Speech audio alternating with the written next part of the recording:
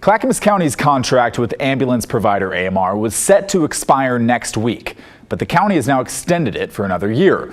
The county's previously fined AMR hundreds of thousands of dollars for late response times, but with this extension, Clackamas County says it will waive those fines if AMR meets response times for 3 consecutive months during the next year. Here's part of what County Chair Tootie Smith had to say about the decision. I'm pleased to extend the AMR contract for 1 year. While we are very aware of the region-wide response time issues, we're taking steps to hold AMR accountable and are implementing a nurse navigation program which should reduce calls for emergency transport. And to AMR's credit, ambulance response times in Clackamas County did improve last month. Per the contract, most ambulances are supposed to arrive within 8 minutes of a 911 call.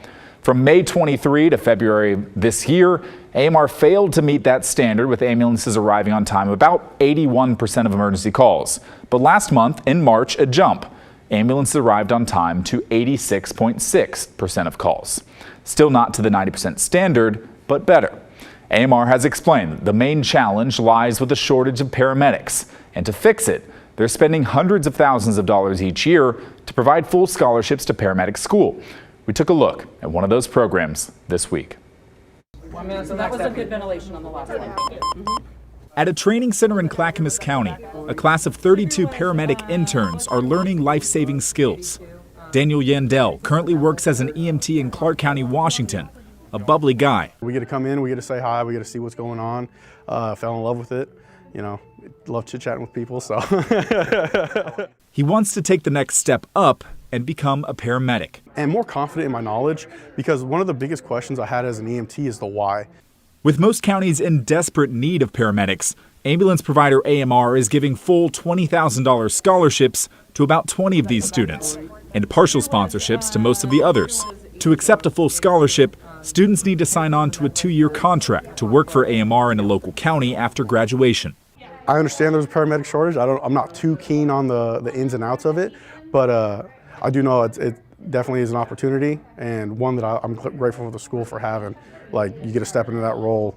Lauren Enright directs the program at the College of Emergency Services. Come in as a student and get full tuition, to not have to have a debt over their head and be guaranteed a job as soon as they graduate, as soon as they become nationally certified.